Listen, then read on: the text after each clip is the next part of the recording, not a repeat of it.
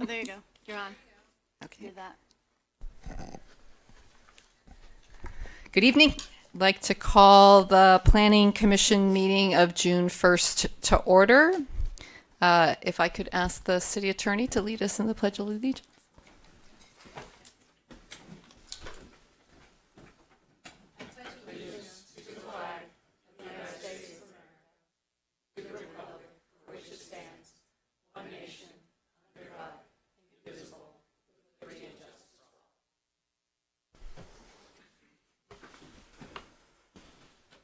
Can we have a roll, please? Roll call. Commissioner Fonda Bernardi. Present. Commissioner Fresco. Here. Commissioner Kennedy. Present. Commissioner Newbold. Here. Commissioner Perry. Here. And Vice Chair Anderson. Here. And the planning director's report, please. Good evening, Commission. Coming up on our agenda for June 15th, we have a couple of alcohol CUPs and 3 track maps. So that's the June 15th meeting. We are canceling the July 6th meeting. And then on July 20th, we have, actually it looks like 3 variances to present to the Commission. So that will take up that agenda. And then we'll get back to you on items on the August meeting. A couple of other things coming up. This Sunday is the Coast Open Streets event. So that is 9 a.m. to 3 p.m. And this is where Main Street, Colorado, and Ocean will be closed to automobile traffic, open for bicycles, pedestrians, and there'll be booths and other things along the way. So it should be a great event. So come out and enjoy that if you can. Also, the same morning, the Esplanade will have their have the ribbon cutting. So at 8:30 Sunday morning, Mayor Vasquez will cut the ribbon, and then the Esplanade will be officially open. And then on June 9th, next week, we have the I Love Downtown Community Engagement event, which is part of the downtown the downtown community plan, kind of re-engagement for the community. And that will be Thursday, June 9th, 7 p.m. at the Civic Center East Wing. And urbanist and public space designer John Bella will lead a discussion on what brings places to life and map the concepts included in the downtown plan. So it's a little bit of a different approach to our community engagement process, but we think it'll be a great event and encourage all of you to attend. And then finally, I wanted to mention that after 30 years with the city, this is Barry Rosenbaum's last planning commission meeting. So he'll still be around for another month or so, but this is his last meeting, and given all of the meetings that Barry has sat through with us, we want to make sure that we acknowledge all the work he's done. You know, what you see here with Barry at the meetings is really just the tip of the iceberg in terms of what he does for the planning department and for the commission and really for the city. He reviews our staff reports, he writes ordinances, he writes resolutions, he gives us advice. I mean, just it's hard to imagine us doing our work without Barry's help. So we want to thank him for all he's done. In addition to just being a great resource in the attorney's office, he's great fun to work with. He's very funny. In a humorous way. In a very humorous way. It doesn't always come across in these meetings, but there's a lot of laughter that comes when you're working with Barry, and I personally appreciate it. I know PCD staff has really appreciated it over the years, and we really thank him for that.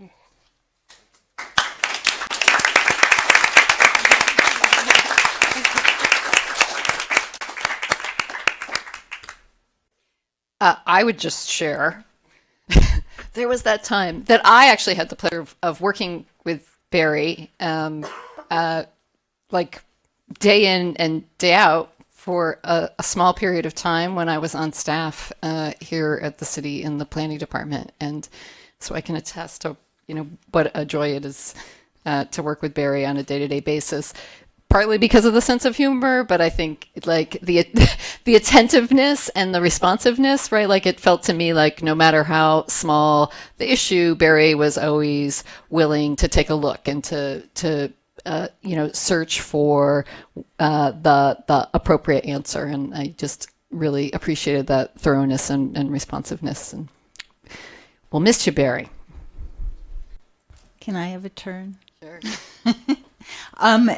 As I've been a commissioner in the city for about 15 years, and I came here with a fine arts degree. And Barry is my teacher. That's how I think of you. I mean, I've learned so much from Barry, just, asking questions via email, talking on the phone, and I don't think I could do this without all the stuff I've learned from you, and I really thank you for that. Yeah, and in addition to all the things that people have said on a personal level, I just want to thank you for keeping us out of the trouble you've kept us out of all these years. And, a lot has been made, but probably not enough has been made of what staff as a whole did during the zoning ordinance process. And I know that over the course of 30 years, that was just one way in which staff has really gone, steps beyond the minimum in order to achieve good outcomes for the city. And Barry was a huge part of staff taking those steps through the zoning ordinance process. And so this community will benefit from those efforts for years to come and will be indebted for years to come. Thank you.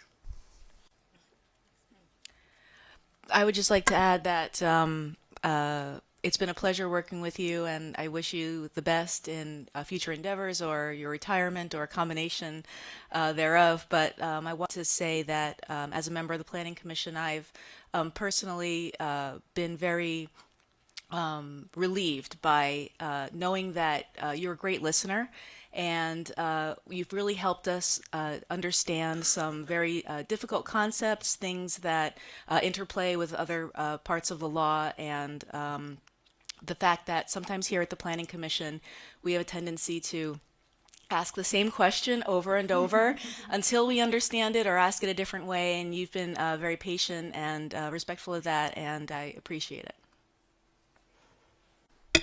Can I also say something?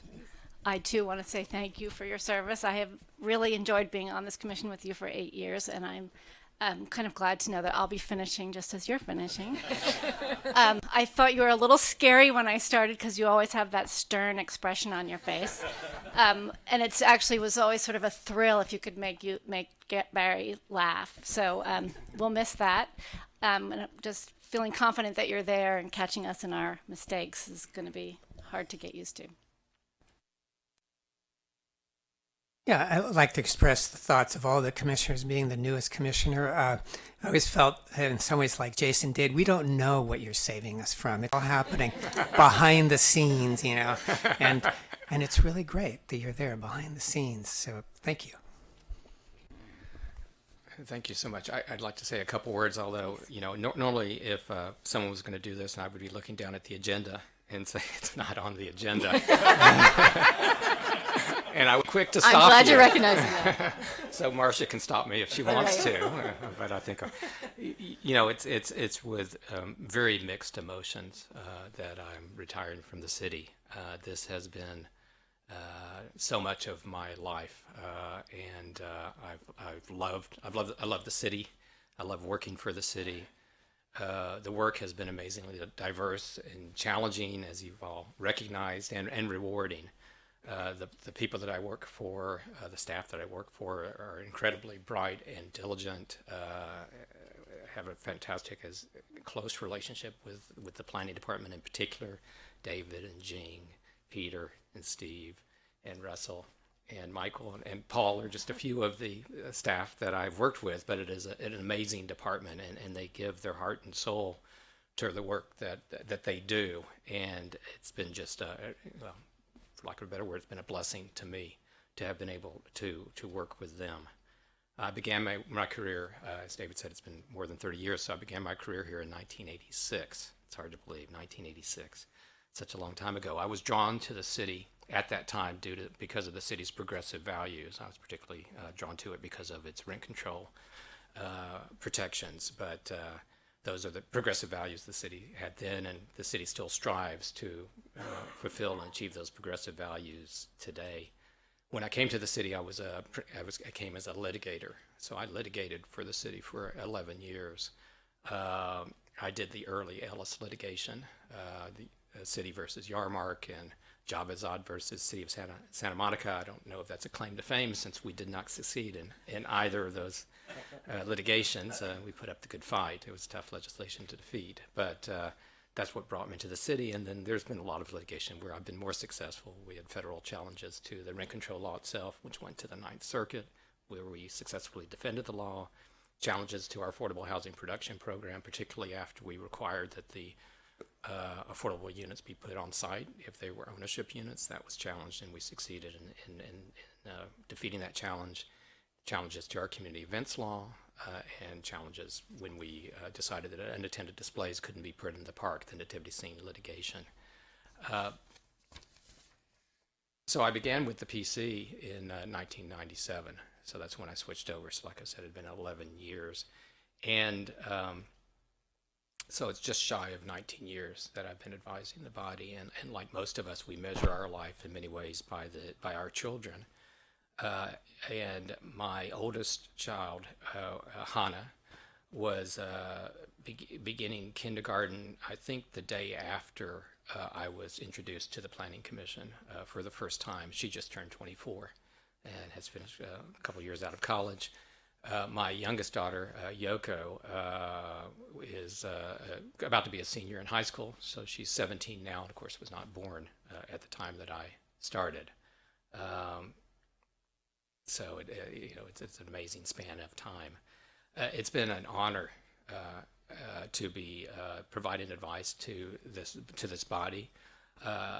It continues to amaze me, the effort and work that you put into every meeting that you come to. As we all know, this is volunteer work on your part. I'm being paid. And it's just so impressive. And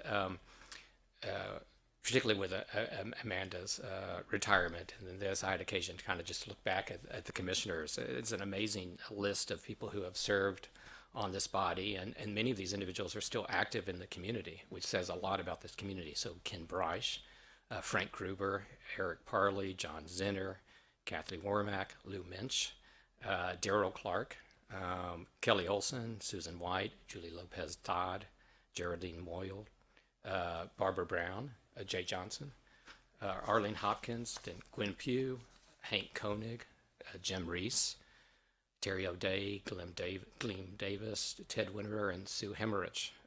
And those last four former commissioners are, as you know, current members of the City Council, which I think points to a kind of unknown fact that receiving advice from me leads to a seat on the City Council. And then, of course, all of you.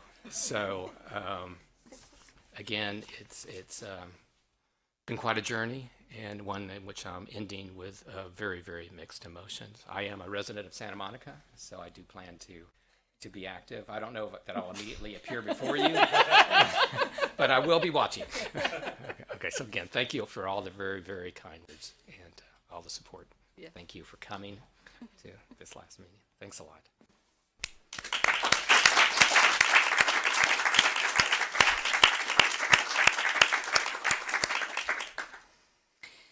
Meeting's adjourned. Are there any planning commissioner announcements? Has anyone ridden the expo line yet? Yes, good, great. My daughter and her friend, by themselves, went to Culver City on the first day. Right? It was great. They met someone at the other end.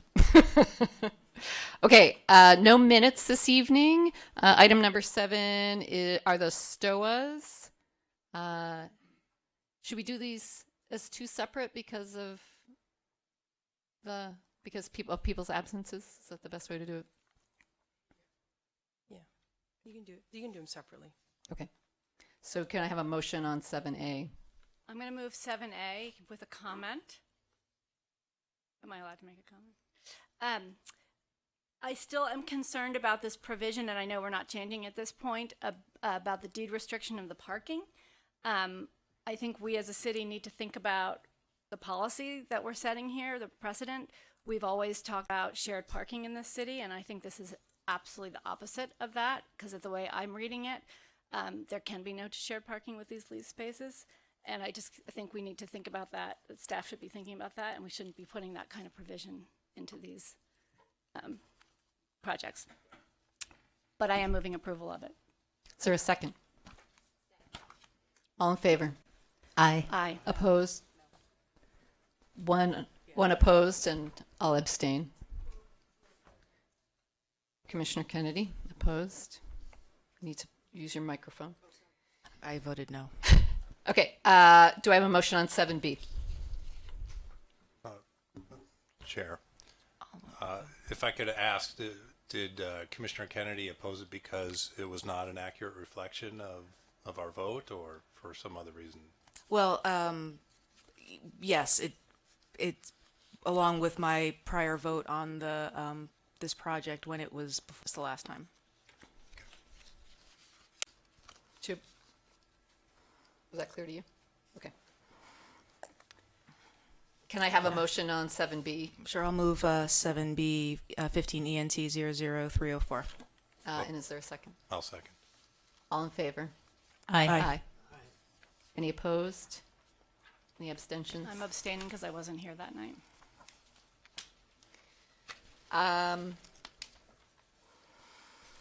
No chits? Okay. So, item 8 is the consent calendar. We have 2 items on the consent calendar. I'm going to move the consent calendar.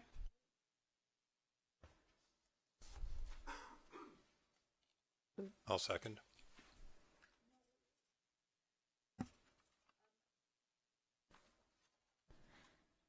I wanted to ask some questions about 8B. Okay. So are you proposing to pull it from the consent I am calendar? proposing that, yes, thanks.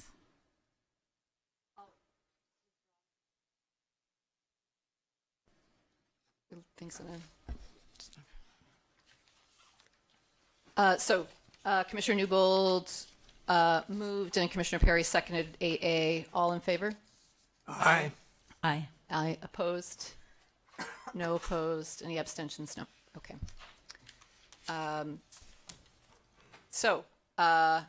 Item 8B, 1840 17th Street, tract map 16 ENT 0011.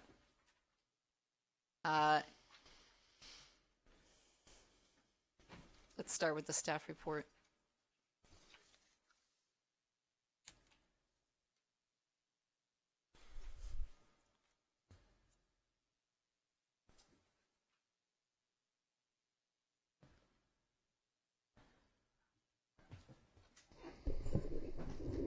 Am I on? There we go. Okay. Thank you, Chair. Good evening, Commissioners. I'm Michael Roque, Associate Planner of the City Planning Division, and the project before you tonight is a request of approval for its tentative tract map to create a 5-unit residential condominium located at 1840 17th Street. The site is located in the R2 zoning district along 17th Street between Michigan and Delaware Avenue, and is currently developed with a single-family home.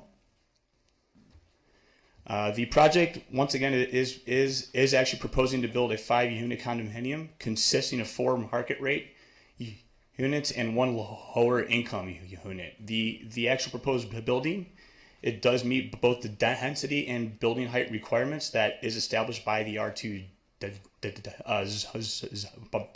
established by the R2 zone, and the project also meets the affordable housing production requirements in that 20% of the units are affordable, and the unit is being provided on site. That would be my very quick presentation, and I'll be happy to answer any questions that you may have. Thank you. I bet you're wondering why I pulled it. Excuse me. There were 2 things that jumped out. First of all, it's in the Pico neighborhood, and we're discussing the Pico neighborhood, and it seemed like it was actually a pretty big change for that parcel. So that seemed like a context we should acknowledge and discuss. I'm not sure because it's basically to code without if there's anything we can do about it, but at least in this project. But I just wanted to point out the observations that I made that might help us in our future discussions.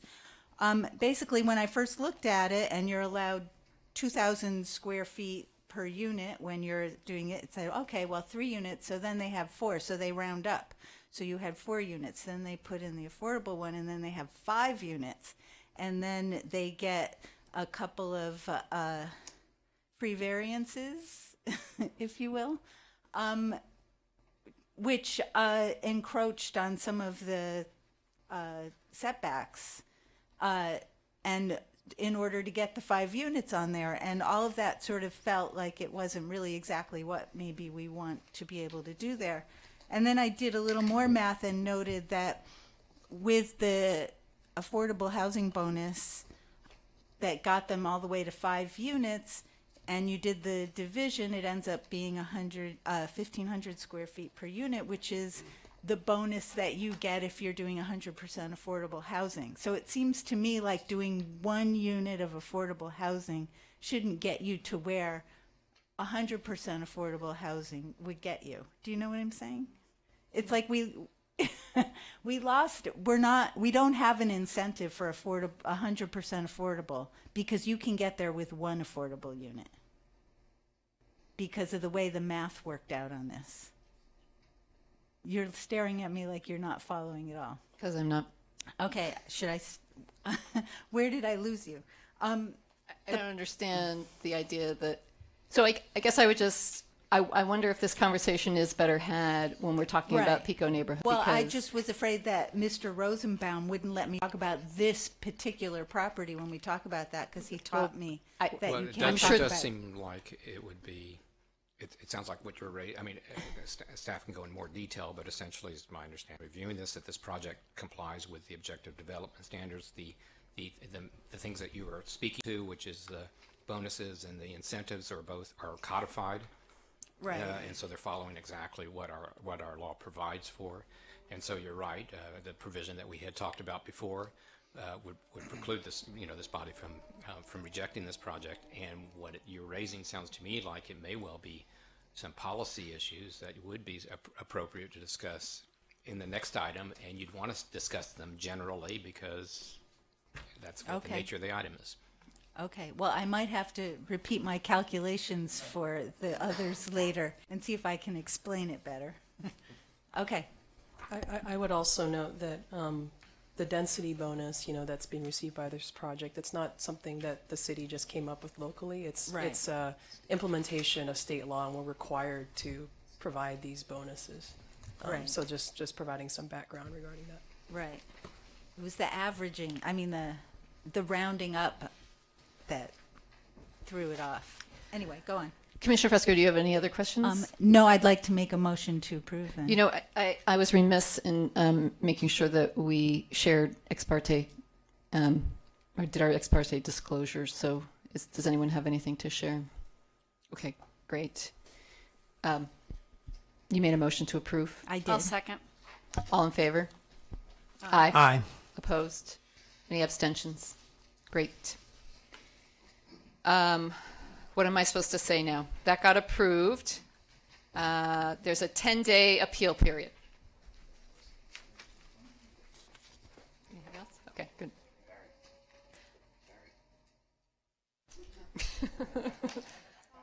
So long, farewell. Okay, Pico Neighborhood Plan, 9A. Peter. Hola, muy buenas noches, estimada comisión. Esta noche vamos a discutir un plan propuesto para el barrio de Pico. ¿Listos?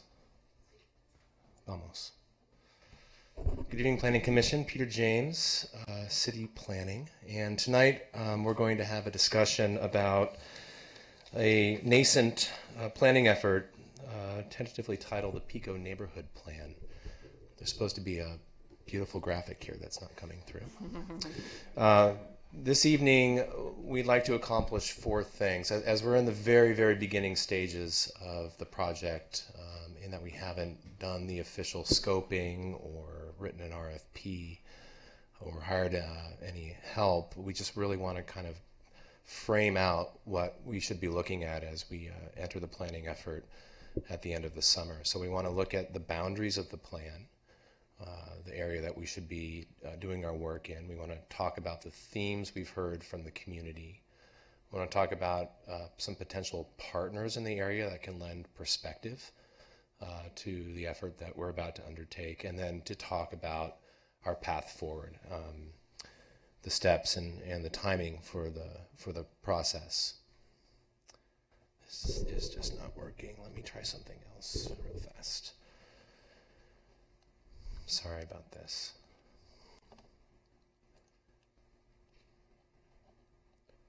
Aha.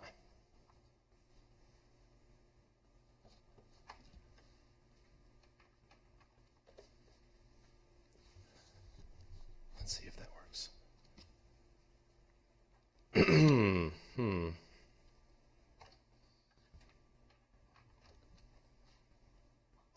Getting off to the greatest start.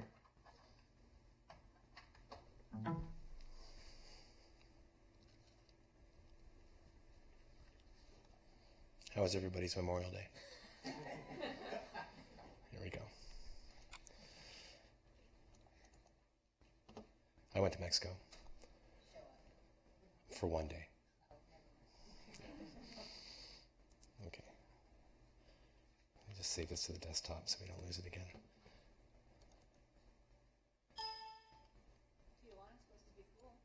I hear it's making a comeback. We were going to go there for breakfast. We went to Rosarito instead. Okay. Let's see if this works. This is not the right one. Sorry. This is for you. This is for you, Barry.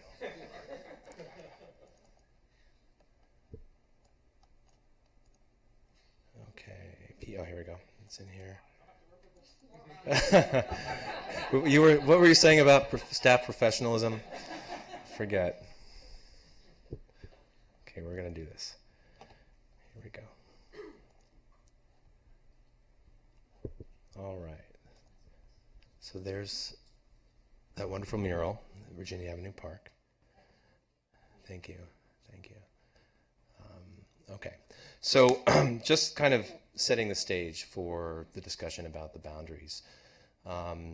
You have a letter from the Pico Neighborhood Association that was delivered today. We've also forwarded you some correspondence that we received on the 12th of May. There is a discussion about the boundaries in there. But we wanted to point out a couple of things just to shed some light on all the other things within the Pico Neighborhood Association boundaries. The green line represents the political boundaries of the PNA.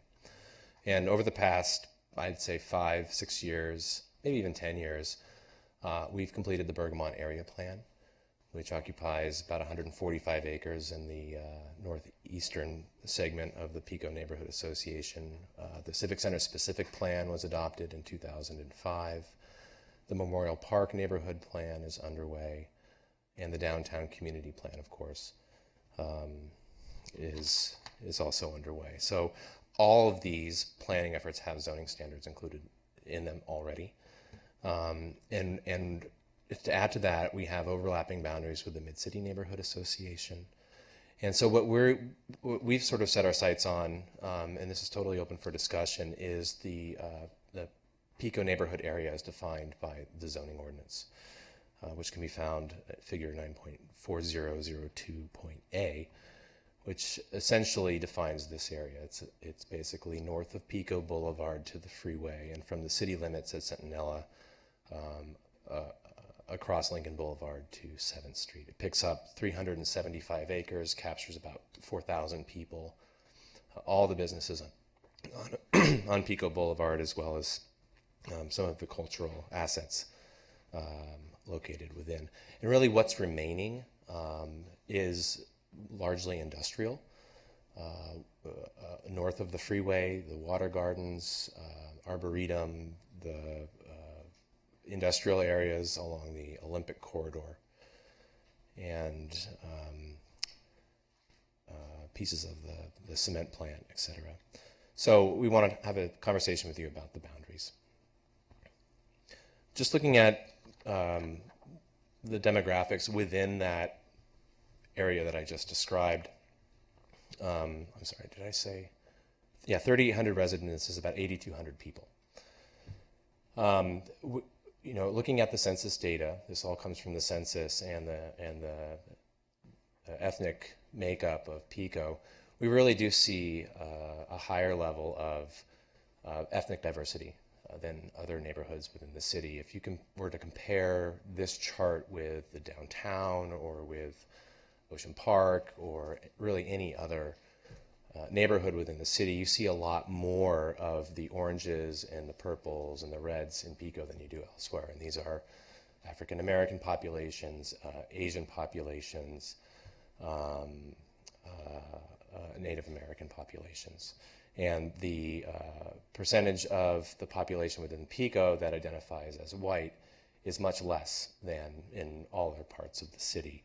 And there's a recorded, I think it's 39% of Pico residents identify as Hispanic, which is significantly higher than elsewhere in the city. Just a little bit more about Pico, since we will be talking about the pressure that the neighborhood is experiencing with respect to housing and loss of beloved businesses. Pico has a higher renter demographic than the city. Santa Monica is famously mostly renters, but that's much more true in Pico, boasting 83%, again, within this area that we've defined, identifying as renters and a much lower ownership quotient than elsewhere. And then when you look at the age, Pico is much more youthful than other parts. There's a lot more kids in Pico, and there are not a lot less, but there are less seniors. So it's a very young area, and that becomes particularly important when we look at some of the well-being aspects, which we'll look at right now. So there's several areas where the 90404 area code scores very well within the well-being index. And these are features that center around transit. As you can see, there's a lot of adult use of ongoing education programs funded by the city. Pico residents don't experience the same tug of war in terms of life-work balance. And, I mean, I'm sure they do, but as a whole, they work less long hours, meaning hours past 8 or 9 hours, than other parts of the city. And they visit other neighborhoods more than some of our other neighborhoods. But in areas where they need work, there's a lot of things I think we can all relate to here. People are stressed out about rent.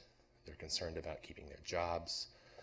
And a lot of that points to disconnecting from the community. And I think the theme that has brought us here tonight is residents are concerned about the erosion of their community, and they're concerned about the lack of connection they have with their neighbors, the lack of trust, and that's an issue that we're going to try to address through the Pico Neighborhood Plan. Other metrics up there, the lowest youth literacy, so that's an interesting thing, right? The highest use of adult education, but the lowest youth literacy, and then the lowest consumption of fruits and vegetables, which is an odd metric, but in looking at other neighborhoods like the downtown, I mean, that's one of the downtown's strongest metrics, is that they have highest access to healthy foods.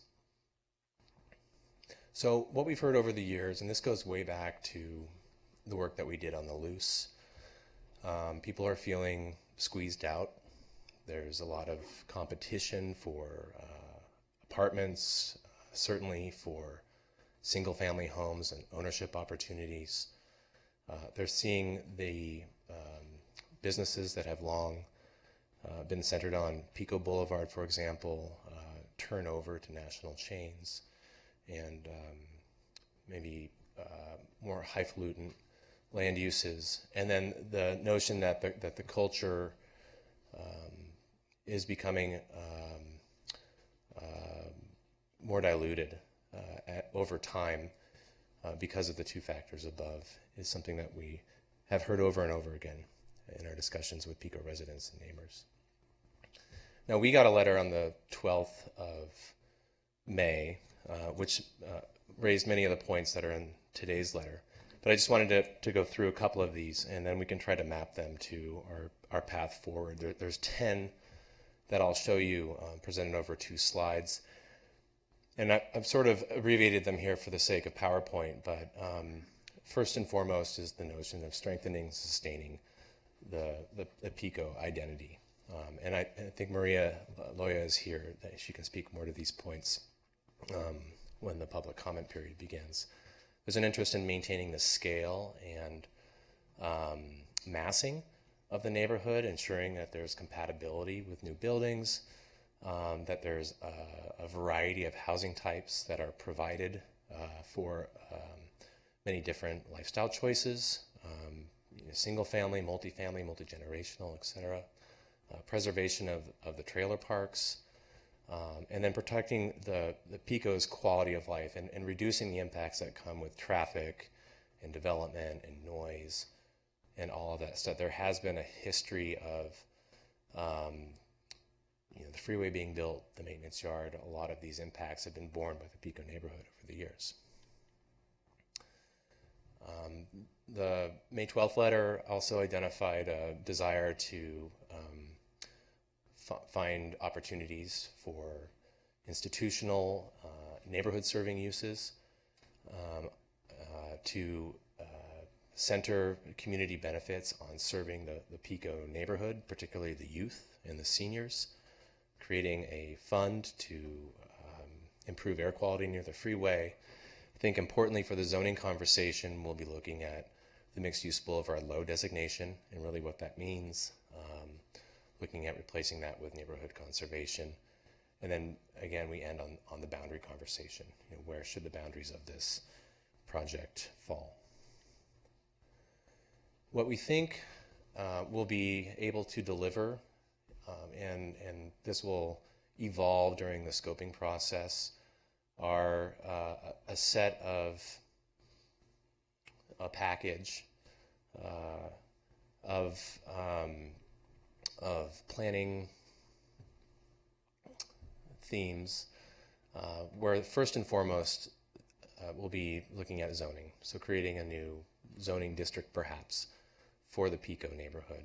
And there's already a variety of zoning standards in place that seem to shrink or minimize and reduce the impact of development.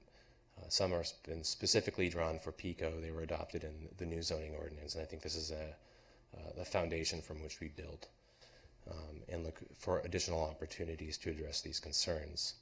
For the businesses, we think we can provide certain life-sustaining incentives. We've done a lot of work with the LINK project, and we've learned a lot about the city's enthusiasm for providing small grants or fee waivers for minor permits, things that produce curb appeal and allow businesses to mature in place. So we'd like to take a look at that.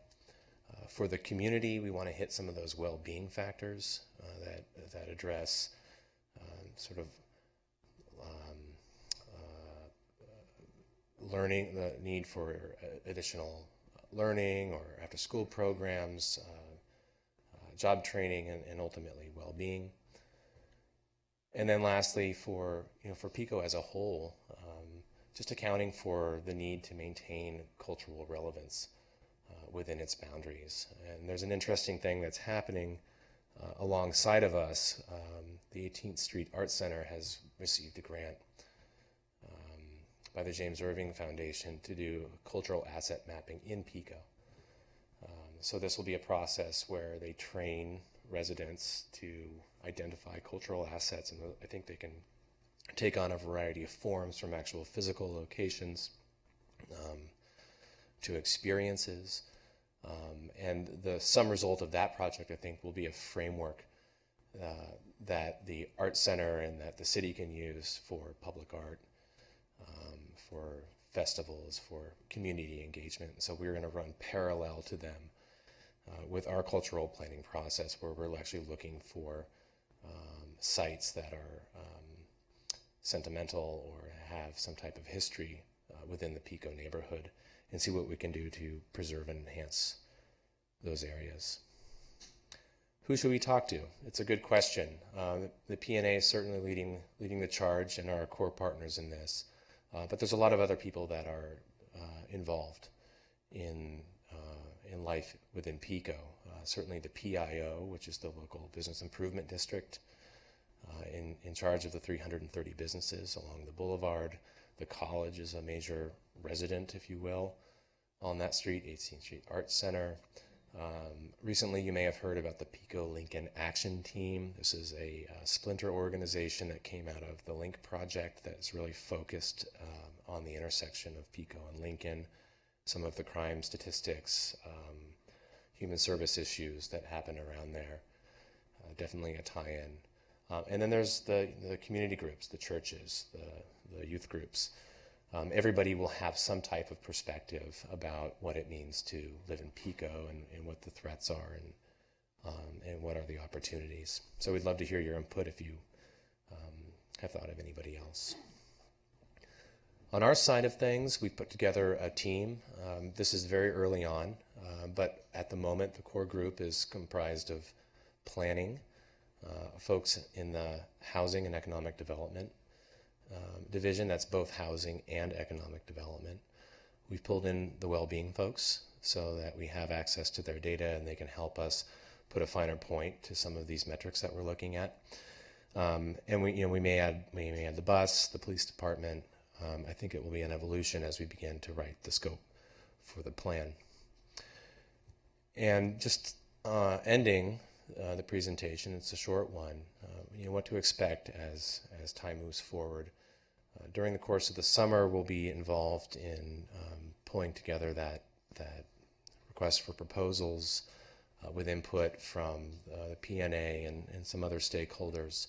We hope to be out doing outreach, stakeholder interviews, community meetings by the winter of 2016, and then concluding the project after a full process of plan formation and refinement by summer of 2017.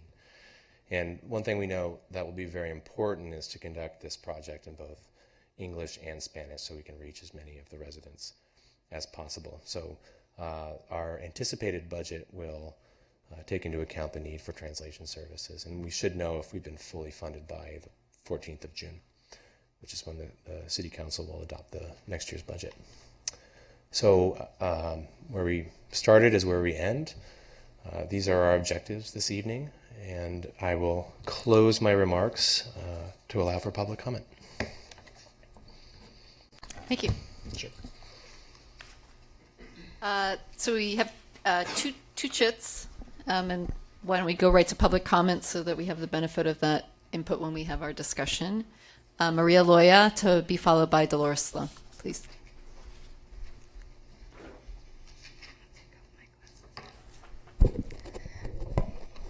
Good evening, planning commissioners and city staff.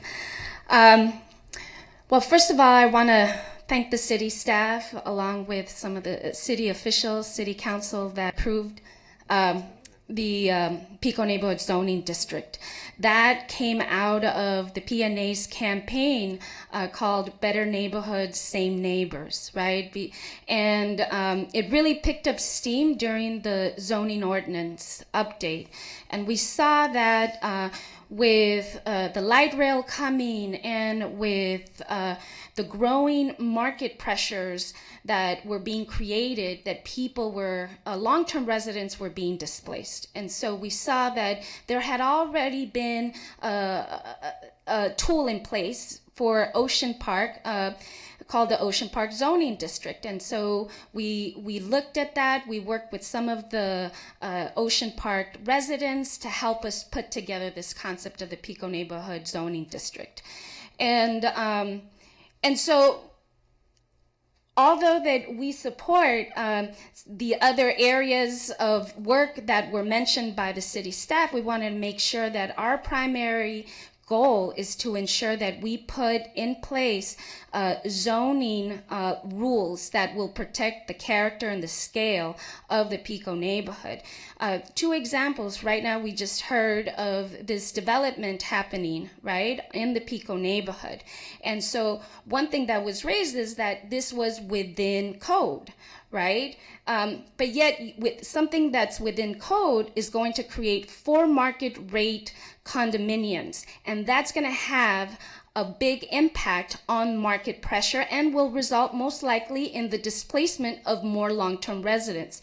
These are the kinds of things that we want to address in the Pico Neighborhood Zoning District. Another example, we have Whole Foods that's setting up shop right on the corner of Pico and Cloverfield. Well, we don't feel that Whole Foods is going to serve the needs of our residents, because many of them aren't going to even be able to afford to go to Whole Foods, but yet they have to bear the burden of the traffic and everything else that's going to come with that. And so these are 2 examples of the kinds of changes that we need to take into account, right? Businesses that are going to set up shop in the Pico neighborhood and in Mid-City, do they really serve the needs and the interests of the current residents, right?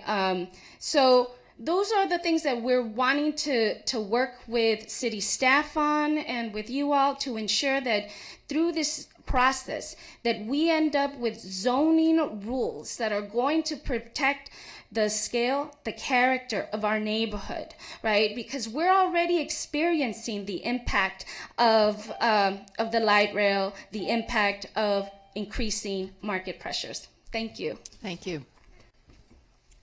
Oh, Commissioner Perry has a question. Maria.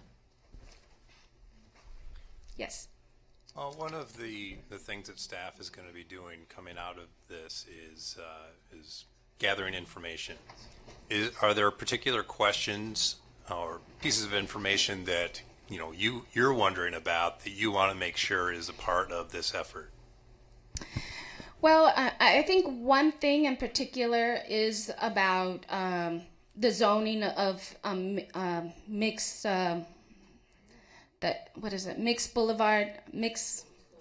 Mixed use boulevard low, and what compared to neighborhood commercial, right? What is gained and what is lost, right, within that particular zoning? Because we want to see whether a mixed boulevard low would really hurt and encourage the demolition of existing buildings and potentially impact rent-controlled units, right? And what's the difference to changing it to neighborhood commercial? What's lost there, right? Those are some of the things that we'd like to get more information. I mean, we have a sense, but we don't know. Right. Thank you. Yes. Dolores, please, to be followed by Jerry Rubin.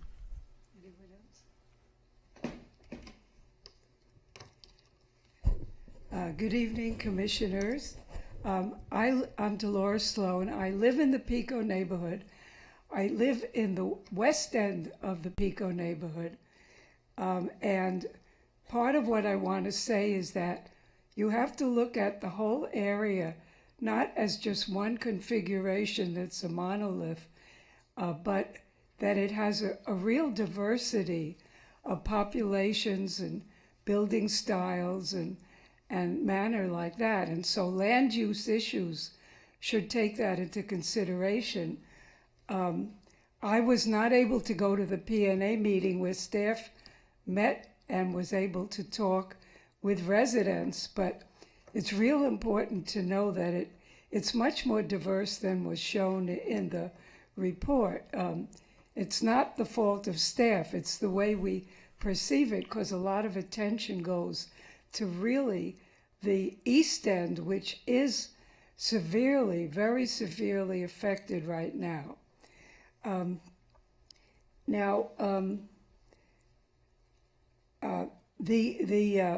do know that a committee from the Pico neighborhood worked very, very hard to send you folks actually, when you were considering zoning, you got an email from them with great detail on specific proposals for zoning, for the zoning plan.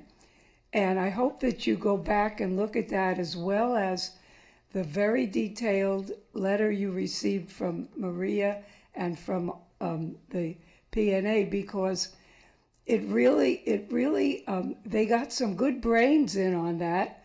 It was a team effort, and it's very useful to you, I think, to go back and look at all that. I also want to point your attention to the fact that the Pico neighborhood is very influenced by Lincoln Boulevard and by the intersection of Pico and Lincoln. And that because that area has a disproportionately high record of either incidences or arrests because of substance abuse, and that a coalition of 20 groups, which include neighborhood groups, there's one department, the planning department through the link is in it, the Big Blue Bus, the Human Services, as well as the other groups, have worked to do something about that intersection, and it's bearing fruit, but it will influence the zoning. Thank you. Thank you, Dolores. Dolores, Commissioner Perry has a question. No, Oh. no, I'm good. You don't? I Okay. was just going to ask her to finish her Okay. thought there, and she did. I was just going to let her do that. Jerry Rubin, please.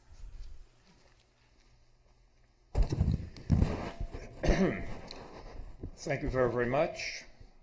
Really appreciate this. I thought the staff report was really good. I do want to wish Barry Rosenbaum all the best too. Great guy. Helped Santa Monica a lot. I live in the Ocean Park area, right around 4th and Pico, but go around the Pico neighborhood a lot. I'm a supporter of the Pico Youth and Family Center and the good work that Oscar De La Torre does. I think housing is crucial. I personally, it's just my personal opinion, I don't think the Love Initiative is going to be beneficial to any neighborhood in the city, including the Pico Neighborhood Association, for thinking about housing. As far as the Whole Foods, I think there should be some dialogue to get them to do one of the inexpensive stores that they're starting in some other area, the 365 store. That would be a good thing for Santa Monica. Less expensive, but good quality. I also really appreciate any added attention everyone can give to the Pico Neighborhood Association. It was great when the library happened, the park, everything over the years. But so much more needs to be focused. I'm not a fan of thinking about council districts. I don't think that's a solution either. I don't think that. We talked about that before. I want people in the city council, every single one of them, to be interested in the improvement of Pico neighborhood and any other neighborhood in Santa Monica. Sometimes we try to think about solutions this way, and it really doesn't help. So, again, I really would like to see emphasis put on how we can create housing and low-income housing, affordable housing, so people can stay there and other people can live there, and we have to be realistic about how that happens, even if buildings are a little bit taller. So that's my opinion, and I want to thank you. Thank you. So, I guess I would propose, if there are commissioners for the questions, if there are questions from the commission, that we kind of start with some questions, but that we I don't think we should be afraid of, expressing opinions mixed in with our questions. I think it'll just facilitate conversation. So, Commissioner Fonda Bernardi. Yeah, so I assume we're running this a little informally, and then we could maybe even engage the audience if necessary with some questions they may be able to answer for us. But I'll start with a couple easy ones. Have we shrunk the boundaries of any neighborhood districts in the past? How stable are these districts? It seems like we're taking a big piece out of this one in this round. Or we've nibbled away, a little specific plan here, another one there, and just wondering historically, where are we going with this? It's the incredible shrinking neighborhood. To my recollection, we've never actually shrunk a neighborhood boundary, nor are we proposing to in this case. I think what we're simply pointing out is that there's been a lot of planning work that's happened within these boundaries in the very recent past. And we are really taking a cue from the zoning ordinance that identified the Pico neighborhood area, in quotes, during that lengthy process. This was what was identified as the Pico neighborhood. So you're saying the Pico neighborhood area is different than the Pico neighborhood? Correct. One is a land use district that is designated by the zoning ordinance. The other are political boundaries drawn by the Pico Neighborhood Association. I see. Okay. So that would be question one. And then it seems like, is the overlap of the, let's call it the north edge with mid-cities, is that an issue? Or is that something that's decided by those 12 blocks? Or how does that resolve? What's your... Or do you, it's not a problem. You just let them overlap and. No, it really isn't. These boundaries, the neighborhood boundaries, are defined by the neighborhood associations themselves. The city doesn't sort of arbitrate between where boundaries might overlap or what have you. So these are the boundaries that are presented to the city by the neighborhood association. I see.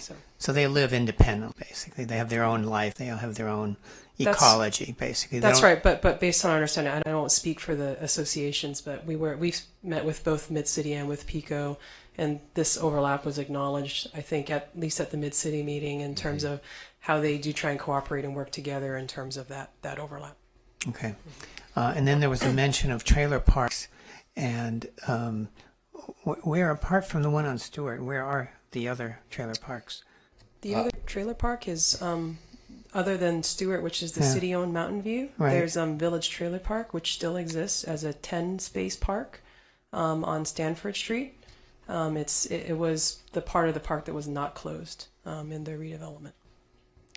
And it's part of this neighborhood, basically. It is within, you see, I don't know if I can point, kind of in the Pico boundary, kind of at the top edge, the far northern edge there in Colorado. It's within the Pico boundaries. Yeah. It's also within the Bergamot area plan boundaries. That's right. Right. Well, that's what I thought it was, but okay. All right, that's it for now. Thank you. Commissioner Kennedy. Can I just ask a follow-up on that? So the Village Trailer Park is in the Neighborhood Association boundary, but it's not in the Pico Neighborhood Plan boundary that the staff is proposing tonight. Is that right? Correct. Okay. Just a follow-up. Thank you for letting me ask a follow-up because it's about this exact issue. Has the staff given any thought to, and I imagine that the Pico Neighborhood Association and other associations will weigh in on this as time goes on, but considering that you'll be getting feedback, and this is a lengthy process, that the boundaries that you're proposing for the plan are smaller than the neighborhood association, because you can see it from the map. And has anybody given any thought to the balance of community input affecting either one side or the other? Is there an imbalance? Does it seem to be balanced? I don't know. I don't have like exact, or maybe it's in here, but exact how many households are in one section versus another section. So a concern that I might have would be residents in the Bergamot area or the Memorial Park area or the downtown area might have either a no influence or an overwhelming influence on the Pico neighborhood area as a part of the neighborhood association, or the opposite of that. Like, I'm not exactly sure how that would play out, and have you given that any thought?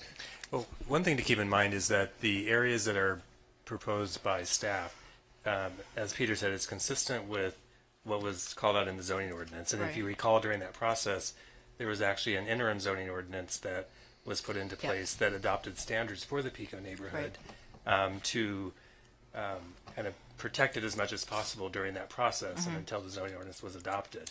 And that was focused on the multifamily residential districts because that's where there was the largest concern. And so this is consistent with that. So the areas outside of what staff is proposing are primarily like the former industrial areas. I see. Industrial Conservation District, what was used to be the Special Office District. So the types of standards that we're talking about and the kind of things that were in the interim zoning ordinance, again, were primarily directed towards multifamily districts, and we've captured those in the area outlined by staff. I see. Okay. Yeah, Thank you. I'm quickly pulling up the zoning map here. Hopefully it cooperates with us. I can't throw on the boundaries of Pico in this particular map, but if you can follow the little hand, the area that's yellow we can run it all the way down Pico, and we capture this is all residential. And then the area that's north of Olympic, the gray is industrial. The whatever color this is all Bergamot with the CCS. This is all Bergamot. The gray is Special Office District. What is this color here? This is Mixed Use Boulevard. Yeah. Okay. Thank you. Thank you very much for the clarification. And then we move into Memorial Park neighborhood plan territory. The only area I think that it is residential is in that area of overlap with Mid-City neighbors. So we can provide you with the numbers. I don't want to minimize folks that live in the overlap period, but we can provide you with the number of households in the overlap area. We already know that there's 3,800 households in the staff recommended boundaries, and I imagine there's a very small to big relationship there. Commissioner Fresco, do you have questions? I do. Comments? I was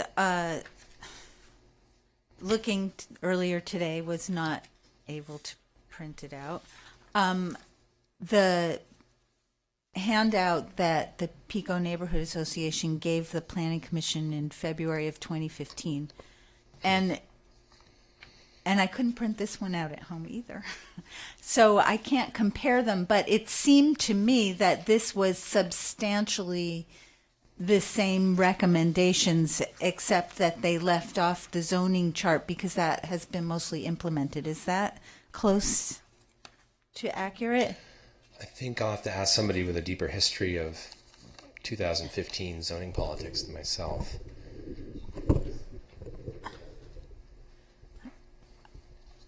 Yeah, we'd have to compare the current list Right. to. It seemed the old similar. list. Yeah, well, from what I recall, it is very similar. I haven't looked at the Okay. older list for a while, but I think it touches on the same issues. So, did you have a chance to look at this one at least? We got this, Uh-huh. I don't know, around 1 o'clock this afternoon, Kyle? Yeah. This one, and we were busy. It was much. It was that pretty later. late. So I did read it during the earlier part of the evening. I think there's some great stuff. Thank you very much for thinking about this. Like I mentioned when I put up the zoning slide that showed what's already in place from the zoning ordinance, that's just a foundation. We'll be looking at all of this stuff, and it's great to have some of the pre-thinking already done. Mm-hmm. This all goes into the mix, I think. But one thing I wanted to mention, and we mentioned this at the Pico Neighborhood Association when we went to visit them on the 11th of May, is our perspective, right or wrong, is that a lot of the issues that have been brought forward that Pico's dealing with will not be resolved entirely by zoning. So that's why we wanted to package this up into a plan that includes a zoning district, but also try to hit at the cultural element and the economic element to see if we can create some type of, very unique set of regulations, incentives, what have you, that are handcrafted for the Pico neighborhood. So, getting into the zoning a little bit, just to make sure, I went over and looked at that map, but it's the old map. Oh, I can bring up the other one. Yeah. I just wanted to confirm it's basically R1 in the area that staff has outlined. It's R1, R2, MUBL, and neighborhood commercial. Is that correct, or are there other? R1, R2, that's correct. I don't know if there's any R3 in there. Well, Take a look. There would be R4 if you're talking about the whole area, sort of further towards Lincoln. I don't know if you can see. It's a dark brown, kind of like between 11th and Euclid. Oh, right. Yeah, right there. Oh, yeah. And I think there's another little pocket of it down here across from the high school on the other side of Lincoln Boulevard, right? Right there. So this is one area I think where we differ from the zoning figure defining the Pico neighborhood area. We think it does make a lot of sense actually to come across Lincoln Boulevard and capture that portion of Pico up to the high school because some of the issues there are the same as in other places. So, and does the Pico neighborhood plan cover both sides of Pico Boulevard or just one? It covers the commercial properties on the south side. Okay. So the neighborhood commercial, the rare instances of mixed-use Boulevard low on the south. Mostly neighborhood commercial now. That's what that pinkish reddish Yeah, is. except when you get up to the eastern portion, there's a lot more prevalence of the mixed-use Boulevard low. I should note that this is also the one commercial parcel back from the Boulevard is in alignment with the Pico Neighborhood Association political boundaries. So that's where Sunset Park starts. Is they overlap on the? No, that's the dividing line is the middle of Pico Boulevard. Is the one commercial property back from Pico on the south side. Okay, got that. Okay. Well, I think maybe this would be a good opportunity for me to try to explain what I was saying before again. And maybe if you understood and you want to jump in, feel free. Okay. Say there is a 7 square foot lot and you want to know how many units you can put on it in R2. The standard is 2,000 square feet per unit. So that's 3 and change. It's a lot of change, so the rule is that you round up. So you ended up with 4 units, right? There's also, so then there's the density bonus that you get if you make a certain percentage of those affordable. So by making one affordable, that was 25%. That allowed them to add another unit, right? So now we have 5 units. So on a 7,500 square foot parcel, you're developing at a rate of 1,500 square feet of parcel area per unit. Okay. Now, when you look at the 100% affordable bonus, you get a density bonus if you make the whole property affordable, which is supposed to be even more density that you're allowed to do for that level of deep affordability for the whole parcel. So maybe I'll stop you there. I'm not sure I'm familiar with the 100% affordable housing. Sorry. In R2, it says if you're just building market rate units, the rate is 2,000 square foot of parcel area per unit. But if you're building a project that is 100% affordable, that goes down to 1,500. That's what the zoning goes at. Right. So what I observed, I was a little taken aback, first of all, that our code allowed a single family home to be replaced with 5 units in this 7,500 square foot parcel, which is a pretty standard parcel. And so that seemed like it wasn't that compatible with R2 and what we were trying to do in terms of, keeping in R2 a lower density neighborhood. So, and then I observed that the extra density bonus that you would get for making it all affordable could be achieved by just one affordable unit. So basically what I'm saying is rounding up when you're talking about an R2 neighborhood with such small parcels is maybe too much, and maybe rounding up makes a better, when you're in R3 or R4 and you're dealing with bigger parcels in different kinds of neighborhoods, maybe rounding up would make more sense. But in R2, I think it gives us too much density for what we're actually looking for in R2. Okay. I still don't fully understand it, but I do want to clarify. I mean, R2, 7,500 square feet is standard lot in Santa Monica. R2 is the same across, and all the units, when you have an R2, you can put 4 units. That's a standard. That's not more than other neighborhoods, just because the way you said it, it was like something was different about this. No, I think it's an R2 Wait, can I thing. just follow up with one thing? And I thought we downzoned. So R2 used to be 1 to 1,500, and now it's 1 to 2,000. So the 1 to 1,500 was more standard, and on a lot of R2 lots in the city, there are 5-unit condominiums. It's that kind of is a standard, but it was changed to 1 to 2,000, which would reduce it by 1 unless you go for the state density bonus.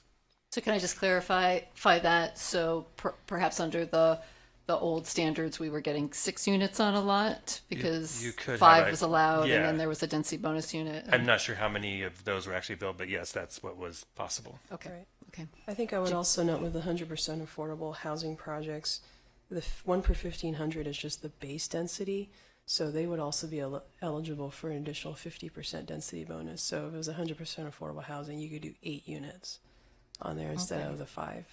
And the 50% density bonus is something specific to 100% affordable Correct. Yeah, housing it's projects? a 35% state density bonus, and then we give a local bonus in addition, up to 50%. Mm-hmm. Okay. But we don't typically see 100% affordable housing projects on R2 lots unless you put multiple ones together. Correct. Lots together. It's pretty unusual. The last time it happened was High Place. That's the last one I can. And that was on one lot? I don't think so. No, it that was like multiple 14 lots tied parcels, together. yeah, that were consolidated together. Yeah. So basically, well, I guess you've already downzoned and you feel comfortable, but I feel that it's probably for R2, maybe the rounding up kind of gets to be too high. That's where I'm going. Could I ask you to talk a little bit more about that, right? Because my sense is that these 5-unit buildings are 2 stories, right? Even the goals from the neighborhood association kind of acknowledge that there's a mix of building types in the neighborhood, and so I guess I'm just curious that if the scale of the building is kind of consistent with the existing scale in the neighborhood. I don't believe this one would be, because it also gets variances. So it's going to have a side yard setback variance and I think it was a front yard. Yeah, that was in the report. Is that? But see, now he's going to tell me I can't talk about particular projects. But Again, but you could say that it's better that you talk about with a density bonus, you're allowed variances, so that kind of thing could happen on a project. Yeah, that could happen. The only thing I wanted to clarify is, I mean, technically they're not variances. I mean, you might look at them as variances, but again, this is a feature of the state density bonus law. We must provide waivers and incentives and concessions. And there are certain incentives that are provided kind of as a matter of right, and they took advantage of those, but the state law requires that we provide them. So it's kind of we don't view them as a variance. It's certainly in the traditional sense, because we must provide them. Can I ask a follow-up to that? Sure. But the city council can modify incentives and concessions. Not if they're state law. Well, they can. I don't want to go too deep into the state density bonus law, but yes, you can. Because it just says you need to provide them. You must provide. It depends on the level of affordability that you're providing, and we then must provide between 1 and 3 incentives or concessions. We have developed a list of those that kind of are the preferred incentives and concessions. A developer is entitled to ask for any incentive or concession beyond what we've provided, and there's a process for review of that. But yes, I understand. Well, this is what I'm reacting to, and maybe this thing I'm pointing out isn't what the problem is, but what I'm reacting to is a neighborhood that is trying to create more stability so that it can improve itself rather than changing over, and kind of retain its character and its scale. And I feel like in an R2 neighborhood, which you expect to be small multifamily, that going from a single family unit to 5 units seems dramatic and isn't really that achieving that goal, and that it causes the development or the development volumes to swell a little into setbacks. And, you know, maybe it's just one instance and it's not normally a problem, but to me, it seemed like a red flag, like maybe this is what's getting people upset, is that it's allowing too much dramatic change at once. And it's really altering the neighborhoods very quickly. Commissioner Perry. Yeah, I mean, I agree that we should look at the building envelope in the district, in this plan area, and really assess, does an adjustment to it, number one, discourage displacement? Does it, for those properties that do redevelop, is what's created consistent with the existing character of the neighborhood?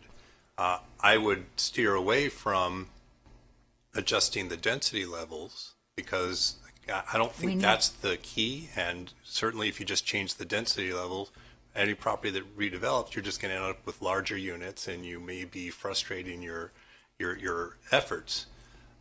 So as we go forward, I think the overall building envelope is something that we should be focusing on, and looking at the character of the neighborhood and trying to maintain that going forward. I'll take another. Commissioner Fonda Bernardi. Well, we've had this conversation before regarding the Ocean Park area. We have a mix of single-family homes, duplexes, triplexes, and larger apartments, let's say, of many different units. And I think this neighborhood has a similar pattern of mixtures of single-family homes, duplexes, and some larger, kind of historical, larger buildings. What really changes a neighborhood is when those single-family homes, like the example we just saw, get changed into multifamily buildings of various sorts. And so one of the questions is, in a neighborhood that's under such incredible pressure, it's like a vice. You have the college on one hand is squeezing with its expansion and with its student load, which is trying to land here, and then coming the other way, of course, is the development created by the metro and the light rail. And so the single-family homes are the victims, and in that squeeze, not to mention the residents. But in that squeeze, if you can figure out ways of preserving the single-family homes, then the texture and grain of the community will be a little more stable, because they are the low-hanging fruit for developers, right? In other words, I'm not going to tear down a triplex to build 6 units or 5 units. I'm going to tear down a single-family home to build those 5 units. So it's the preservation of those single-family homes, I think, or the duplexes, or the ones with the single-family home in the front and in the back, that really create the texture of the community, I think, that gives it a character. I'm not speaking to the economics of it, because, again, that's being driven by rent and other things. But if you walk down the street, does it feel like a multifamily district, an eclectic district, or a single-family district? Well, we're trying to preserve that eclectic quality. So I'll throw out an idea just for discussion, and maybe the staff can back us up with some facts. If someone said, well, we want to preserve, choose a number, half of the single-family residences. We don't care where they are. We don't care which ones are preserved. But if you were to preserve half, then you would slow down the pace of gobbling them up for a finite length of time for the life. Well, but again, you can't stop it. Remember, there's no way to stop it unless you say that you're going to preserve 100%. What's there as a single-family home is going to stay as a single-family home. The other thing you could do is, in lieu of taking out a single-family home, you could put multifamilies, but there would have to be a certain separation between the units. So, for example, if you said, yeah, you can take out this single-family home, but you have to leave 10 feet between the units. So you would end up with 3 smaller units with some space between them, sort of finer grain texture. So I know it wouldn't change the code necessarily, except for that idea that you have to separate the units, but it'd be a way of saying, well, let's preserve what's really creating the character, what's important in the neighborhood, and obviously the people who live in those single-family homes, because the pressure on this whole neighborhood is unbelievable. I mean, it is just, there's almost no way to resist it. Commissioner Newbold. Well, I think this is all very interesting because I think a lot of the pressures that the Pico neighborhood feels are similar to what every neighborhood is feeling. I mean, the city is feeling incredible pressure to develop in every neighborhood. And I go back to, when we did the Loose, what we were trying to do was to try to target that development pressure to those boulevards and to the downtown and to the Bergamot area. And because I guess I kind of feel like to some extent we can't control these pressures. I mean, I think you were saying it correctly. In some ways, we can't, with zoning, we can't stop prices from increasing. I don't see a way. So I sort of scratch my head and I think, what are we talking about here? Are we talking about different zoning? Because I'm not sure what that would be. Or is it more about just preserving the texture and the physical environment, which then is not really dealing with affordability? And, it's kind of interesting when you think about the single family house. I agree with you. It creates this interesting texture in a neighborhood. But, that single family house could then, instead of being developed into 4 condos and an affordable unit, somebody could buy it and make a really nice single family house and the neighborhood may be even more gentrified. I mean, I think that's the direction that the city's going to be going. So I guess I don't have any answers. I just have more questions. But I feel like I don't quite get what we're doing here because, are we trying to deal with affordability and keeping opportunities for people to stay in Santa Monica and in the Pico neighborhood, or are we really just trying to preserve sort of the existing built environment? And I'm not sure what we're doing. Okay, well, thanks for that very honest comment. It's a great one, and I don't really have a definitive answer. I think that's something that we need to grapple with as well. The notion of displacement being real, and then affordability also being real, and then neighborhood character as sort of a interrelationship. That's why we need to go out and start talking to people and find out what their perspectives are. We've talked to the Pico Neighborhood Association. We're on the calendar with the Pico Improvement Organization. But we really want to get out and talk to as many people as possible to find out what is that nut we are trying to crack before we write a scope and before we hire. We want to make sure we hire the right people, the right support. We have a lot of in-house support, especially on the economic development side and the housing side, the zoning side. But there may be some specialist that deals with these matters across the nation or regionally, and we just need to find out the color that people put on the problem so we know what to do. Barry, given our small group, Barry, are you comfortable letting the public come back to the podium to share some thoughts? Yeah, you can vote as a commission to indicate that you support that, so that'd be fine. Okay. And it's a study session. It tends to be a kind of a looser proceeding. That the commission as a whole is not taking any action tonight, so you're just getting information and giving individual thoughts, so it's fine. But we have to take a vote. Usually that's protocol because it's different, but you could do an informal vote saying that you're supportive of that would be fine. So I move that we reopen the public hearing. That I never closed. I'll second it, but I also thought you were going around the dais, Chair, and I'd like an opportunity to have some comments and ask a question or two of staff. Absolutely, we'll come back, but I saw an audience member that wanted to share some thoughts. So, Maria, if you want to come back to the dais. Thank you so much for allowing me to comment. I just wanted to respond to Commissioner Newbold's question, right? What are we trying to do here? So I wanted to give the perspective of the Neighborhood Association in terms of why we started this. Well, what we're trying to do, we understand that mentioned market pressures, mentioned displacement. We understand that there's a distinction here between the zoning rules that are within the zoning district and other issues that in terms of displacement. We're not confused. We don't confuse the two. Okay, so what we want to see is similar to what Ocean Park neighborhood has, and they've created a neighborhood zoning district in order to protect the scale and the character, right? So that's our primary goal, right? And so there's other issues of displacement, of market pressures and things like that we'll be working with city staff to address that. I mean, it's an ongoing thing. But in terms of the zoning district, that is what we're looking. We want to have what Ocean Park neighborhood has. So, thank you. Commissioner Kennedy?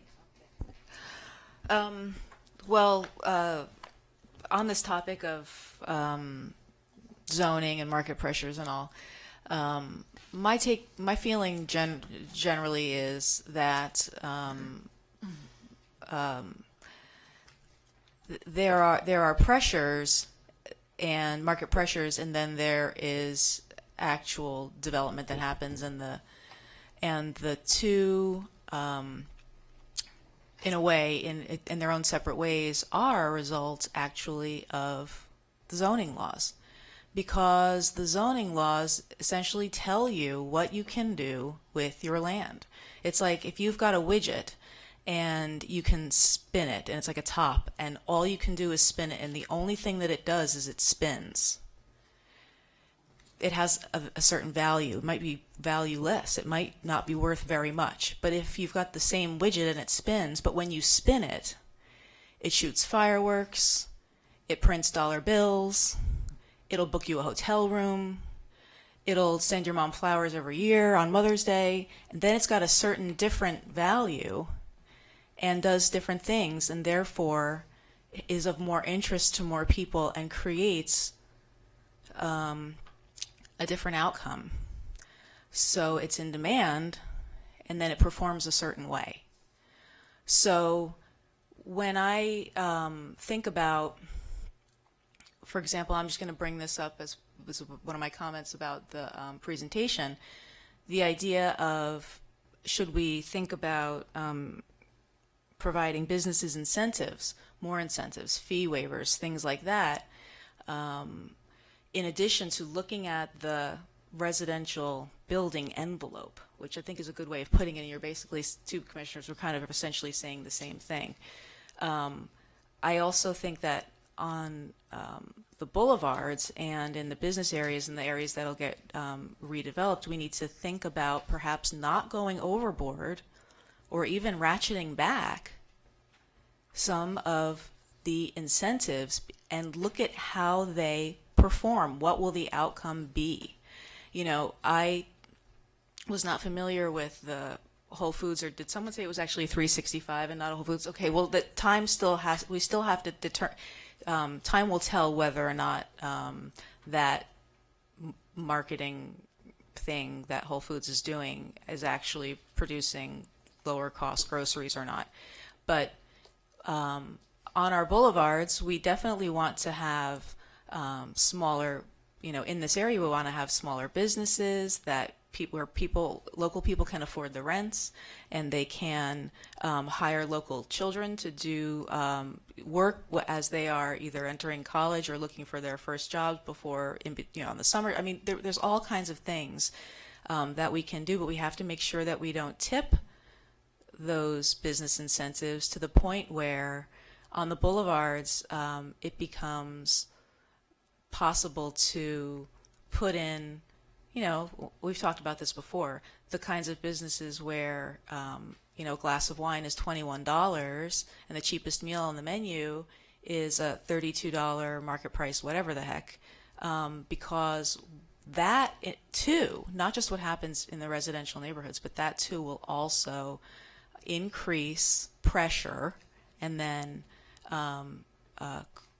force some of the changes to the residential neighborhoods that none of us apparently really want to see happen, because I've heard a lot of commissioners here this evening talking about preserving neighborhoods, character, and residents to the extent feasible to prevent displacement, and I support that entirely. And so I would just say I'm not in favor at this time of creating some new list of incentives for businesses, but I would propose that we look carefully at which ones there are, which ones might be coming down the pike in terms of state bills, and try to balance it and measure it and think about the outcomes. And then my other main concern again is we'll hear more from the community about the boundaries. In the way that the Pico Neighborhood Association is currently drawn, and I don't know if it's an unfounded concern or if it, I think about, if there would be people in new up-and-coming neighborhoods that perhaps where there are multifamily buildings with residential on the ground floor, with commercial on the ground floor getting built, and then having a disproportionate effect on what happens in that neighborhood geographically. So that's kind of a concern that I have about that. But I definitely like the idea of targeting services and programs for community and residents that get them aware of how to get involved in this process that's going to be happening over the next year, but then over the long term too. Everything from arts and careers and jobs and education, everything. So I'd like to see that part of the plan. Thank you. Commissioner Fresco, do you have more thoughts? Yeah, it occurs to me that we have a great tool in our zoning ordinance already that we've never used, those neighborhood conservation districts that we were also excited about. And that might really do a lot. And Ms. Sloan mentioned that East Pico neighborhood is really different from West Pico neighborhood, so maybe there's a few different ones in different sections that really define them, and that would give us an opportunity to say these are the buildings that really define the character. We don't care so much what happens on these lots, and we can really get a little more specific about what kinds of developments we want in those areas with that. So maybe staff can do some research on that and maybe suggest some boundaries and some observations about the areas within them. Commissioner Fonda Bernardi. I'm sorry, may I speak at this point? I want to follow up on that particular Please. point, because as I was looking at the different mix of ideas, and I love the fact that staff is looking to really look at this as a kind of a community planning process that's fostering connections in the community. I think that should be a part of the city's effort in one shape or another, but I think that the primary reason that we're talking about this and the thing that's the most to be gained in the short term is exactly what Commissioner Fresco is talking about right now. And I remember, I believe it was Gloria Garvin coming to us with a video presentation of the existing conditions throughout the neighborhood, and I would think that we would really be achieving something if through this process, even if the only thing that was gained was giving communities, geographic, I guess, sub-communities within this planning area a real head start on the neighborhood conservation overlay district process, laying out, assembling the information about what's in each area, identifying some likely candidates for character defining features that you spoke of. And I think that translating those ideas into some draft standards really would maybe get us much of the way that we potentially can go through this process.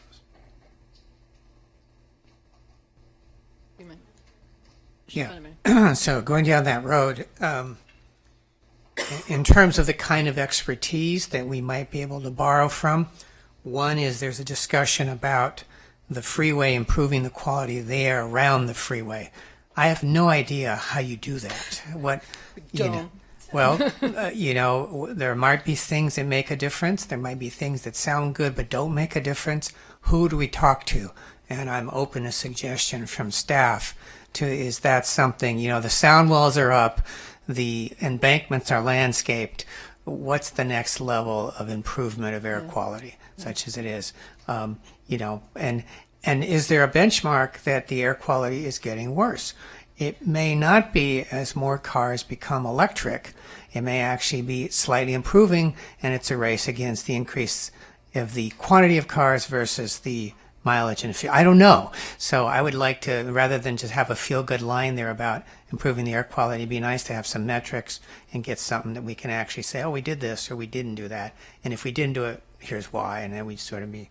so that's one thing. Another thing I'd like to know, again, this might be a little more staff research, if this area is going to be subjected to an increase in population and possibly an increase in the number of children, where are they going? Are they going to Edison? Are they going to, Will Rogers? And if they are going there, it behooves us to make sure there's a bike path that is safe and going in the right direction at the right times.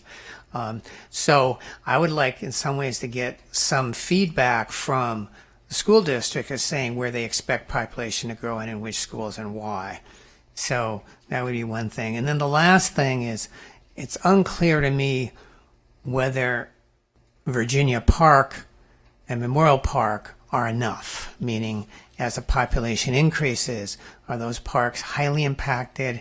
Is that an area? Do we need another park, so to speak, at the west end of Pico neighborhood? And if so, how big and what would it look like? How would it fit into a larger plan of all the parks? So I'd like to know, this is another arm of, in this case, Parks and Recs, but also city staff, of saying, how does the Pico neighborhood plan fit into the open space plan of the whole city? So these are sort of research directions. I guess I'd share a couple thoughts, which is that I think it's really important that we do distinguish between goals around physical preservation and goals around cultural and socioeconomic preservation. And I tend to think that the latter is much more important to maintaining a rich and interesting community and neighborhood. And I would also argue or suggest that that is much harder to achieve with zoning. That yes, zoning creates value in property, but zoning does not tell people it doesn't say who can live where, and it doesn't say what businesses can be where, right? So we can have zoning rules that limit the amount of development, but that doesn't mean that the people living in that development isn't going to turn over. And I would urge the city and I hear what the neighborhood's saying in terms of, you know, what it wants in terms of the zoning code. And I don't feel like I necessarily have an issue with that, but I would urge the city staff to invest as much, if not more, energy into trying to think about tools for maintaining cultural richness. And I think it's super hard, right? I mean, I think that there are communities all over the country, and you know, now as more and more people are living in urban environments and people are being displaced, it's a real issue. But maybe because of that, there are some models out there. You know, one idea that I have is, you know, is there a way that we could give priority to community members who might have been displaced from the community for, you know, those new condominium units, or the new, you know, affordable condominium unit, right? So that in those instances when there is new development, you know, people are able to continue as part of the neighborhood. I wish I had some ideas, but I don't, you know. It'll be a process of exploration for all of us. Yeah, tough. It's a tough challenge for sure. But originally, when the project was proposed or directed to us by council, it started off as pure zoning. And we're with you. We had the same thought that, you know, zoning will help maybe shape the form, but it won't shape the soul. And that's really where we need to put our resources and look elsewhere. Before we go on, I just have to make a quick correction. I just got an email, you all did, from Zena Josephs at home. Hello, Zena. Thank you. I made an error. Always with us. in describing the, even when she's not, describing the boundaries, the correct political boundaries, the southern boundaries of the Pico Neighborhood Association are Centerline, Pico Boulevard. But we will still be looking at the boulevard as a whole. I'm wondering. Oh, I'm sorry. Go ahead.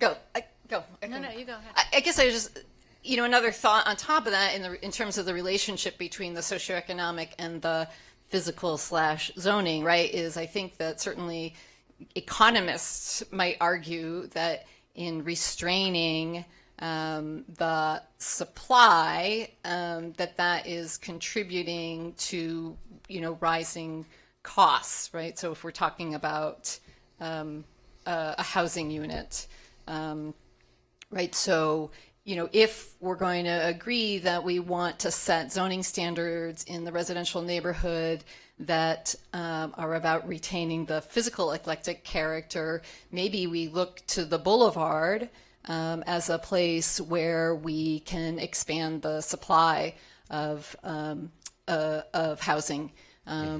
You know, it's like there's so much demand for living in Santa Monica that, you know, it's going to have this really small impact, I think, on housing costs. But I think I don't think we should ignore the fact that by saying, you know, less development or no more development, that somehow is going to help with affordability, when it's really just the reverse. And even if it's not the entire boulevard, right? Like maybe there are,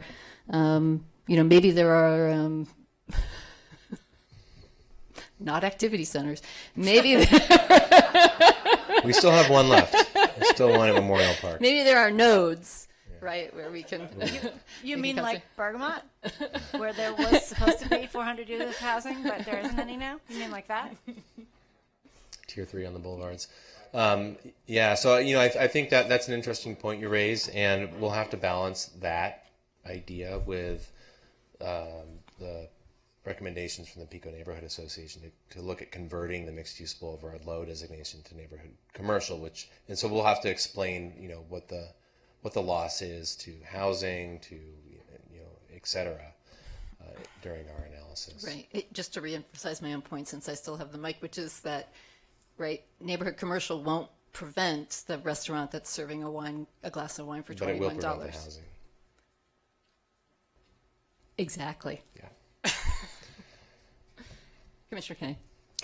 I don't remember. I don't remember where I read it, and I actually recently looked for the study and couldn't find it. But at one point, I was doing research on this issue and found that there was a couple of cities, maybe one city, I think it was two, that had some neighborhoods, and they were dealing with similar issues, and they did their very best and did a lot of the same things we're talking about this evening, and some of the things that we've done, and have zoning, like the interim zoning ordinance in place for Pico now and stuff like that. But that displacement still occurs, but they've managed to slow it down. And one of the things that they found successful was, and this is kind of a double-edged sword, but they found successful was to actually literally implement new neighborhoods, same neighbors. So when displacement occurred, maybe it's in Ellis, which we know people have the opportunity to go to the top of the list. They could possibly find housing here in Santa Monica, but it may not be the same neighborhood. And we know a lot of people end up leaving the town altogether. But one way that they really kept their neighborhoods intact was to actually keep displaced residents in the neighborhood. And that had to do with new housing that got built, but they did find other ways. And I can't remember, I don't remember where the study was. I looked for it on my computer, couldn't find it. But it was, it gave me hope that, that we've done some things right and that we continue to make things better. And as we go forward with this process, we can do a lot of good. Maybe that's one of the things that we can look at, either perhaps even through rehab or like the condominium thing like you just said, which seems to me generally more unlikely, but we're just having a broad conversation about it. Because the key is that these people who are displaced have perhaps grown up in the neighborhood for 30, 40, 50, 60 years or even more. And so when you are displaced, it's a health hazard. You're not just leaving your family, but you're leaving your extended family.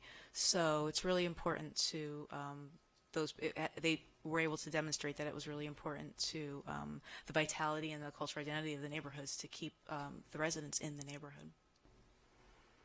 Commissioner Newble. I wonder if you could put up again the goals that you got, or the things you wanted us to cover tonight, Peter?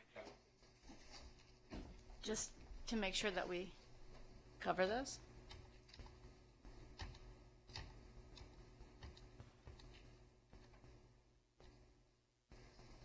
I think we've done a lot of it, but the boundary issue is still something that we'd love your input on.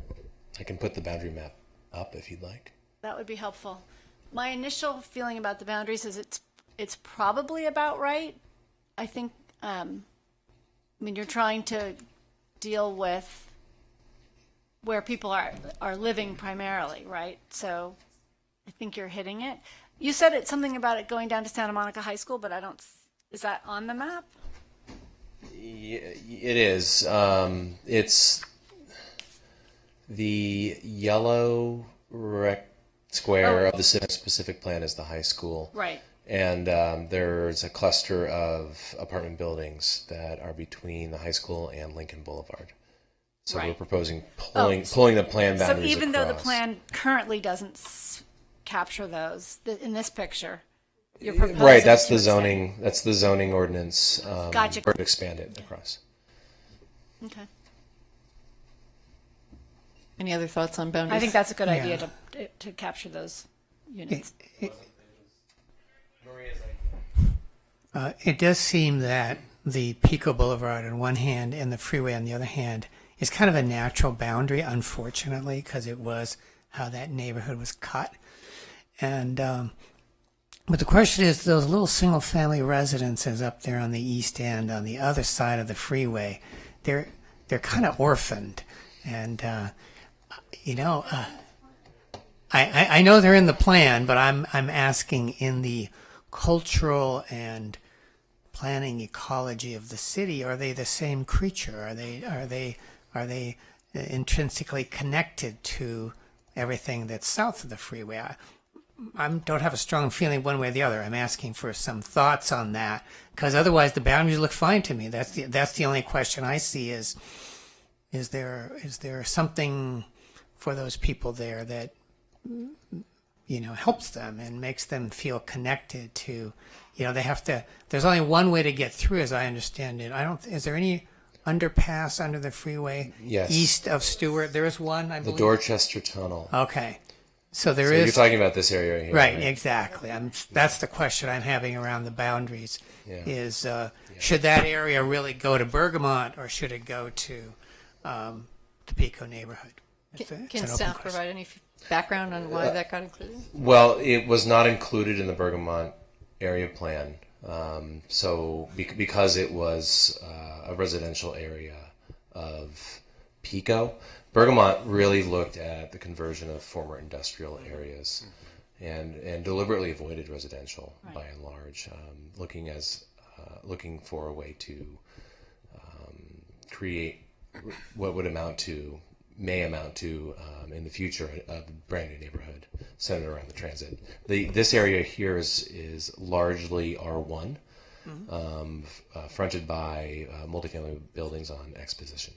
Right. It almost seems like it's being squeezed by the new Metro yards. You know, it's kind of caught between the freeway and the yards, so it's a special case. You know, But It'd be I think that's so interesting that you're pointing that out, but it kind of ties to what Nina and Jason were saying about looking at the different texture in the neighborhood and creating kind of standards depending on, you know, what did you call it? Character defining features depending on kind of which area of that big area you're in. Because that could be its own.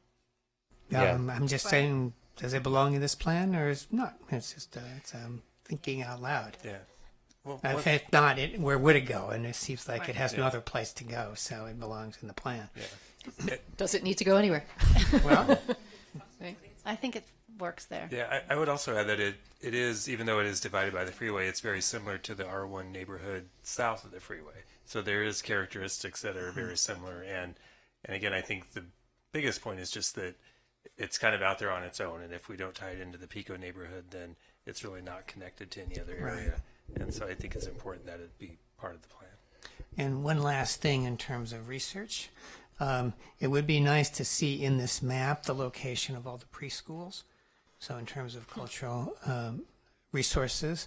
And then the other thing is any assets that are useful to seniors, however you define that, because it seems like those are the two extremes that we're often not servicing. Thank you. Any other comments about boundaries? Okay. I don't remember the second thing. The third thing was about partnerships. And Peter, by that, did you mean who else should you be reaching out to engage? Right. Community organizations, neighborhood groups,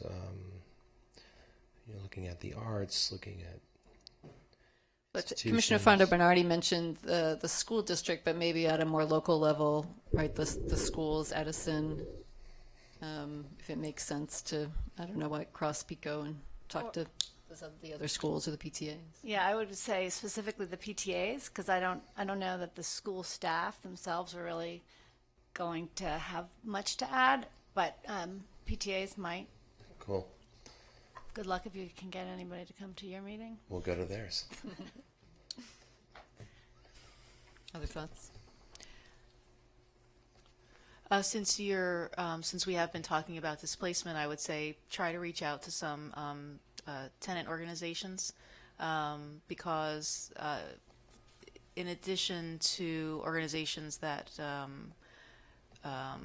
advocate for tenants, you might even want to reach out to legal aid because they might have information that could help you and see things based on that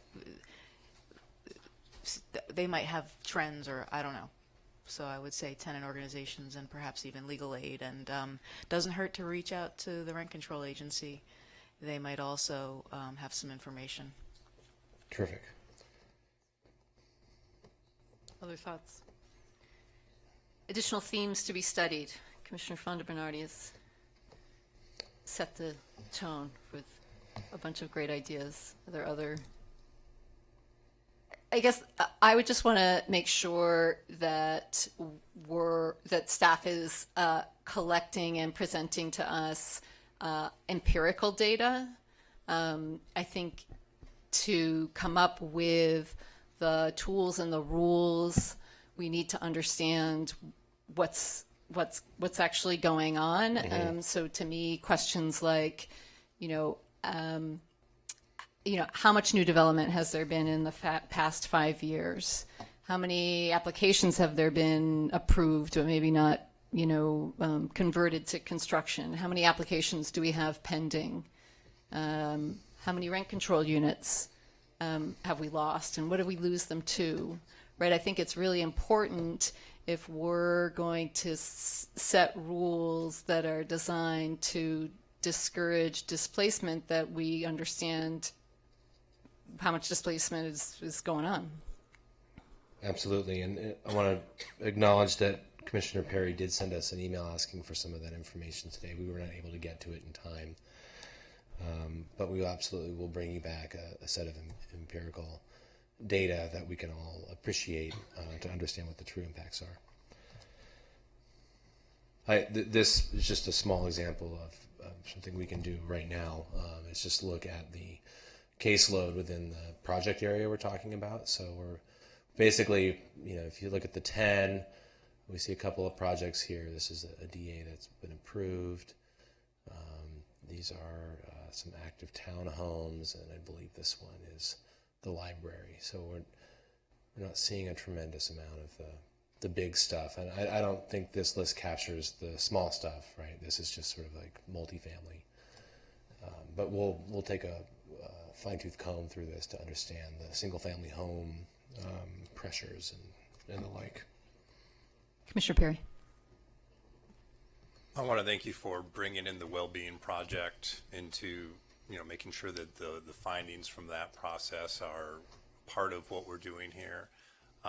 And specifically, as I recall, the well-being project made some kind of scary findings about disproportionately high rates of feelings of loneliness and suicidal thoughts among teenagers. And certainly as we're going forward and thinking about making connections, having an understanding of how that may be playing out within this neighborhood among the youth and different tools for addressing it, I think that would be very important. Thanks. That's one of the reasons why well-being makes that has made the final team for the PICO plan, because there's a lot of information that they process, they continue to process, and they're coming out with an update. When Wellbeing first came out, they did a pilot on PICO to sort of isolate the neighborhood and look at it outside of just the typical zip code boundaries, which is how it was structured. So now that they're on our team, they're tasked with looking at some of these issues, like the thoughts about suicide among ninth graders. That was looked at as a whole, not specifically even by zip code. Really, it was kind of just as a city, and certainly not at the neighborhood level. But now we can really begin to attack that because we have dedicated team members on our side that look at neighborhoods from the well-being perspective. And it's certainly a new practice that we're beginning to tap into in our planning work, but it really, we feel it really begins to help build the argument for some of these policy decisions that we're faced with, and helps us make recommendations that don't just point to, what's the shape of the building, but like what's the quality of life inside of it. So thanks for pointing that out. Peter, where do we go from here? When will we see you back? On this topic. On this topic, yeah. You'll probably see us in the fall sometime. We need to go away for a little bit to do some writing and some deep thinking, to talk to a bunch of people. We also have other stuff going on. If you just look at the dots in the downtown, that's the other stuff that's going on right now. But we will provide a report back of our activities. We'll have a much more concrete idea of where we're headed and the steps and the players, probably sometime in early fall 2016. Okay, great. Thank you. Thank you. Thanks for coming. Bye, guys. We'll be in touch. Okay, item 10, future commission agenda items. Okay, we're adjourned. Goodbye, Barry. Thank you for your service.